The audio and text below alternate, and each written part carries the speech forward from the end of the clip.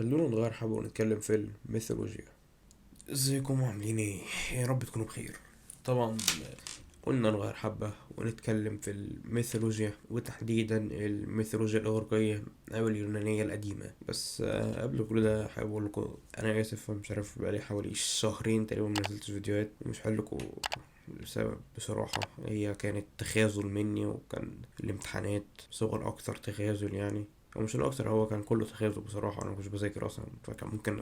والفيديو ده مكتوب بقاله حوالي شهرين برضو من اخر فيديو نزل، فالفيديو ده كان مكتوب ساعتها وانا اللي اتخاذلت ومرضتش اصور. فهعدوها عادي يعني، ما كانش شهرين يعني. برضو عايز اعرفكم على حد جديد معانا، الاستاذ حنفي القبهة. شخصيا ايوه، هو حنفي القبهة هيبقى معانا هنا في القناة في الفيديوهات اللي تبقى بالسيت اب ده، مش السيت اب اللي انا واقف، عشان اللي انا واقف بصراحة بيتعبني، بيخليني اتحر جامد يعني، فده حلو برضه. بس برضه الاستاذ حنفي القبهة، حابب تقول حاجة حضرتك؟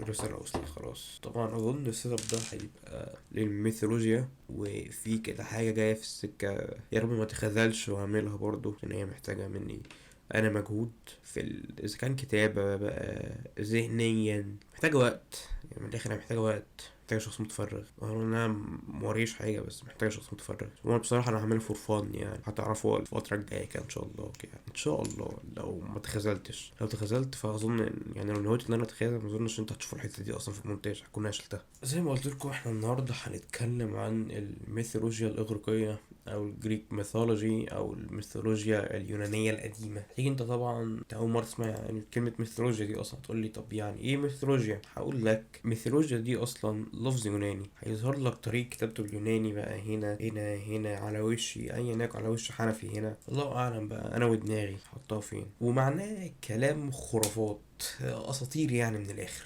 الميثولوجيا هي حكايات فولكلورية أو أساطير بتنتمي لبلد أو حضارة معينة. الميثولوجيا في الأغلب بتتكلم عن أحداث حقيقية أبطالها كانوا أشخاص عايشين، لكن مع تعظيمهم وإضافة حبة إشاعات كده لأعمالهم، وفضلت قصتهم تتحكى من جيل لجيل. وعلى فكرة الميثولوجيا فرع من فروع العلوم اللي بتدرس وبتفسر الأساطير القديمة. والأساطير دي في الأغلب بتبقى دينية أو بطولية، وفيها كائنات خرافية وأحداث ضد العقل ومش ممكن تتصدق. والميثولوجيا ليها وظيفة أساسية، والوظيفة دي هي إنها ترد على حبة أسئلة زي مين اللي خلق الدنيا دي وإزاي الكون هينتهي. طبعا الكلام ده للناس اللي مصدقة بالأساطير دي، واجب من الأسطورة إنها تجاوب على الأسئلة اللي شبه دي. كل ده أنا كنت بعرف لك بس يعني إيه كلمة ميثولوجيا. قبل ما نبدأ أي ميثولوجيا لازم نقسم العصور بتاعتها، وفي الميثولوجيا دي هنقسمهم لثلاث عصور. أول عصر معانا البرايمورديالز أو الأصليين. تاني عصر معانا وهو التايتنز أو الجبابرة. وتالت عصر معانا وهو الأوليمبيانز أو آلهة جبل أوليمبوس. هناخدهم بالترتيب كده زي ما نرسم لهم. هنبدأ بالبرايمورديالز أو الأصليين. عشان نفهم بس مين هما البرايمورديالز دول، فالبرايمورديالز هما الآلهة بتوع الآلهة. طبعا الميثولوجيا اللي بتقول كده، في البداية كان في كاوس جوه الفويد، بمعنى ان في لخبطة من الولا حاجة، ومن الولا حاجة دي طلعت جايا. نركز هنا في تفصيلة صغيرة، جايا ما اتولدتش من الكاوس، هي طلعت من الكاوس، علشان كده بتتصنف كبرايمورديال زيها زي الكاوس بالظبط. وجايا عند الإغريق زمان كانت هي الأرض، أم كل حاجة. انت فكرك ان الكيوس طلع جايا بس؟ لو انت فعلا فكرة كده فانت غلطان. عد كده معايا، هو طلع كام حد كمان غير جايا؟ واحد، طلع تورتس اللي هو المفروض الهاوية. اتنين، طلع اربس اللي هو المفروض الظلام. تلاتة، طلع نيكس اللي هي المفروض الليل. وأربعة وأخيرا طلع إيروس. وإيروس ده كان أصغر واحد في البرايمورديالز، والمفروض إن هو كان إله الحب بتاع الإغريق، واللي بالمناسبة معلومة سريعة كده، هو الوحيد اللي فيهم اللي ولا اتجوز ولا عمل أي حاجة من أساسه. كده نقطة كده صغيرة إيه عشان نوضح بس الكلام، كيوبيد متاخد من إيروس، مش إيروس اللي متاخد من كيوبيد. تقولي مين كيوبيد؟ هقول لك إله الحب عند الرومان، والميثولوجيا الإغريقية أقدم من الميثولوجيا الرومانية، فما فيش حد يجي يقول لي ده ده ايروس ده اكيد الاغريق هم اللي قالوا كده لما شافوا ان الرومان عندهم كيوبيد وهم ما عندهمش حد فطلعوا ايروس. لا العكس، الرومان هم اللي اخدوا كيوبيد من عندهم. هم زمان كانوا بيؤمنوا انه في فعلا كيوبيد، وفي ناس لحد دلوقتي بتؤمن ان في حاجه اسمها كيوبيد. نخش بقى على اول عصر. احنا كنا بس بنعرف برايمورديالز ومين هم، دلوقتي هنخش بقى في عصر برايمورديالز. خلينا نرجع كده لاول واحده في البرايمورديالز واللي هي جايا، اللي هي المفروض الارض وام كل حاجه. جايا كانت خصبه جدا لدرجه انها بدات تخلف لوحدها من غير ما اي حد يقرب منها. تقول لي ازاي؟ هقول لك باشا، دي كلها اساطير، ما تركز في اللي انا بقوله. اول خلفه ليها كان يورانوس، ويورانوس ده هو المفروض السماء. بعد لما جايا خلفت يورانوس، وما تتفاجئش من اللي انا هقوله دلوقتي عشان هتشوف منه كتير قوي طول الحكايه. يورانوس اتجوز جايا. تقول لي هي مش جايا دي المفروض ان هي ام يورانوس؟ هقول لك اه. هتقول لي طب هو ازاي اتجوزها؟ هقول لك بالنسبه للميثولوجيا دي فهم عادي يتجوزوا بعضيهم. وبعدين هو انا مش لسه قايل لك ما تتفاجئش؟ ده لك هنشوف منك كتير النهارده. يا ريتهم اتجوزوا بس، لا دول خلفوا كمان. خلينا نكمل عشان يعني احنا هنعطل في حاجات زي دي كتير، فبلاش نركز فيها ونخش على بعض على طول نكمل قصتنا. العيال بقى اللي جايا ويورانوس خلفوهم كانوا امساخ، سايكلوبسز وجايجانتس وهيكاتون كريس وحاجات كده يعني. دول كانوا انواع الامساخ اللي هم خلفوهم. يورانوس بقى اتضايق قوي من الحوار ده، فراح جاي كده واخد عياله كلهم وراح رميهم في تارترس. وزي ما قلت لك تارترس ده اللي هو الهاويه، وده واحد من البرايمورديالز برضو. بعد ما رماهم حبسهم كمان، يعني يا ريته رماهم بس، لا راح جاي رميهم حبسهم ان محدش فيهم يعرف يطلع من تورترس ابدا. بس برضه عشان ما تكونش ظلمنا الراجل يعني، فهو ما حبسهمش كلهم، كان في حبه سابهم. والحبه دول هم التايتنز او الجبابره، واهم واحد فيهم كان كرونوس ملك التايتنز واله الزمن. كرونوس ما جابوش اللي ابوه عمله في بيت اخواته، فراح لامه جايا، وهي كمان برضو ما كانش عاجبها اللي يورانوس عمله في عيالها، فوقفت مع كرونوس وعملت له سلاح. كرونوس اخد السلاح من امه واستنى في مرة لحد لما يكون يورانوس رايح لجايا عشان يعملوا حاجات انت فاهمها وانا فاهمها ومش محتاج اوضح اكتر من كده. وبعد ما يورانوس دخل لجايا راح جاي كرونوس طالع عليه بالسلاح اللي امه عملته له. ولك ان تتخيل يورانوس رايح لمراته طلع عليه ابنه مع سلاح شبه المنجل، فيا ترى المنجل ده هيقطف ايه؟ الله ينور عليك، انت كده فهمت انا قصدي. وهو فعلا اوقف له القدرة على الانجاب.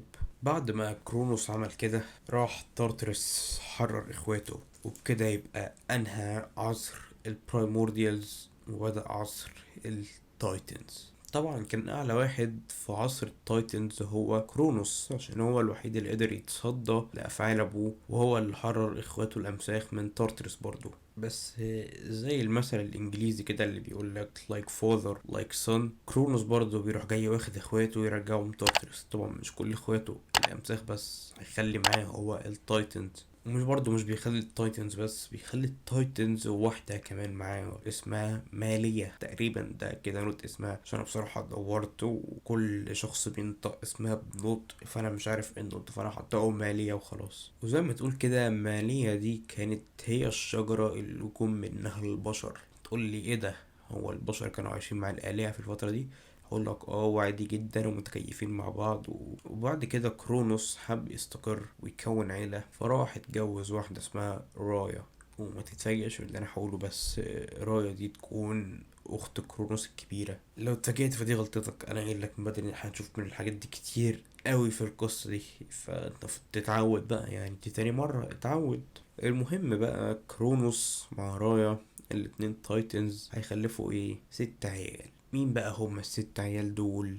قد معايا كده: ديميتر، هيرا، هيستيا، بوسايدن، هيدس، واصغر واحد كده بيحب يلعب بالبرق عنده اللايتنينج بولت كده بيحبه جدا جدا، اللي هو بقى مين؟ زيوس. وزيوس كان اخوه الاصغر، عشان ما يجيليش واحد محنك في الكومنتات يقول لي على فكرة اسمه زوس مش زيوس. الاتنين صح، عربي زيوس، انجليش زوس، والاتنين صح. عايز تقول زيوس قول، تقول زيوس، زيوس، زوس، براحتك، مش تفرق معايا بحاجة.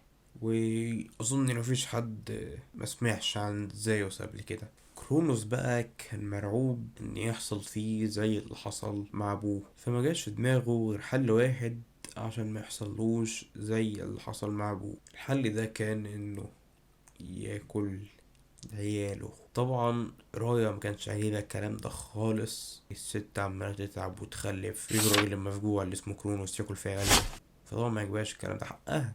بس هو برضو راجل جبلة، مهتمش لأي مشاعر ليها أو حاجة، وكمل أكل في عياله عادي جدا. لحد بقى لما جه دور آخر عيل، راحت رايا واخدة آخر عيل، شالته على جنب، حطت مكانه كوم الطوب وعطتهم لكرونوس عشان ياكلوا.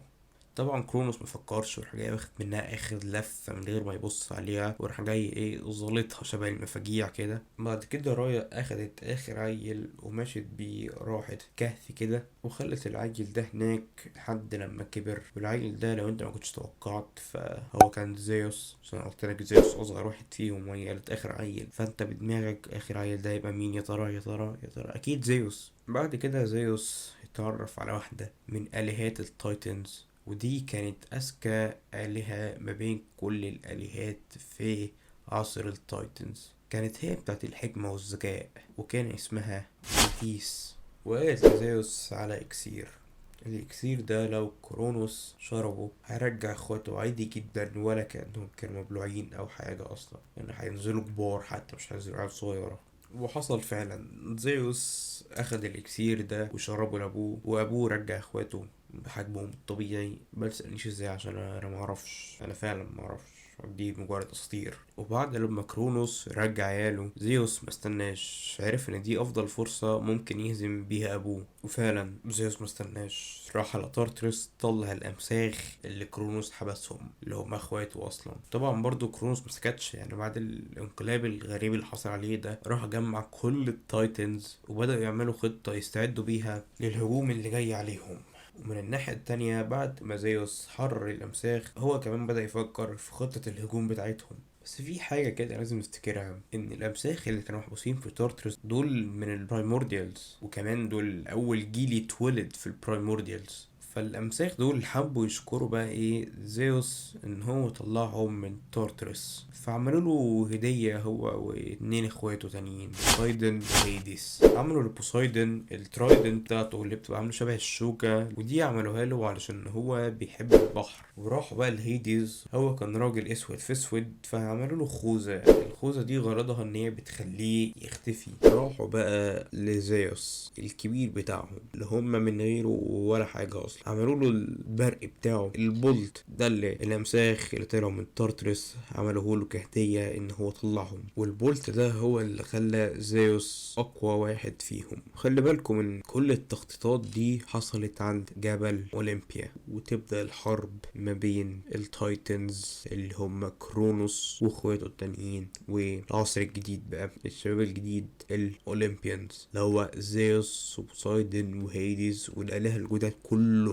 والحرب دي قعدت 12 سنة، ده تقريبا يعني مش أكيد. وتنتهي الحرب دي بهزيمة التايتنز من قبل الأولمبيين بهزيمة ساحقة. ومن أول هنا يبدأ عصر الأولمبيين أو الآلهة بتوع جبل أولمبس، وننسى التايتنز ما عدا تايتن واحد كده وهو اطلس. واطلس ده كان المفروض ان هو مع التايتنز في الحرب من الاول خالص، وكان بيشجع كده وبتاع. فبعد ما الحرب خلصت، زيوس راح جاي واخده وخلاه يشيل العالم كله على ظهره. ندخل بقى في العصر الاخير، وهو عصر الاولمبيانز او آلهة جبل اولمبوس. ومن هنا بقى بدأ حكم زيوس. وأول حاجة عملها، لا توقع غلط، مرجعش الأمساخ زي أبوه. هو عمل حاجة قريبة، هو خلى الأمساخ هي اللي تروح تارترس، بس مش عشان يحبسهم، عشان يراقبوا التايتنز ويخلوهم معرفوش يطلعوا من تحت.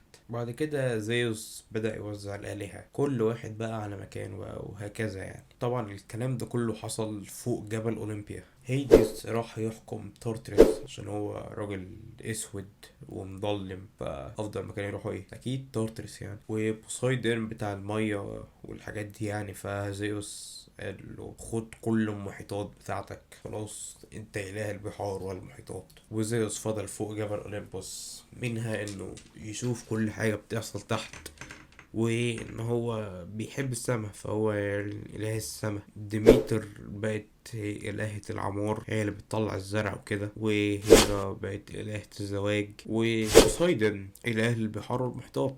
راح اتجوز بقى مين يا ترى؟ مين اتجوز؟ واحدة اسمها ميدوسا. لما بوسايدن وميدوسا اتجوزوا وقرروا يخلفوا، فكرة خلفوا ايه مثلا؟ خلفوا حصان بجناحات عادي جدا اسمه بيجاسس. طبعا انت فاكر ان هي دي القصة كلها، فانت غلطان، انا ملخص لك حاجات كتير اوي. لو بجد الحوار عجبك وعايزين نعمل جزء تاني اكمل لكم باقي القصة عشان القصة ما خلصتش هنا، وانا كالعادة طول الفيديو نسيت اقول لكم اعملوا لايك وشير وسبسكرايب وفولو على الانستجرام، وزي ما انا بديك محتوى قدرني اديني لايك اديني شير كده يعني. دي هتكون سلسلة بجنب الثيريز، وفي المفاجأة اللي قلتلكوا عليها في أول الفيديو دي إن شاء الله يعني ما تخذلش وأبقى أعملها، علشان أنا فعلا مفينيش دماغ خالص إن أعملها، بس هعملها عشان عايز أعملها. شكرا، سلام.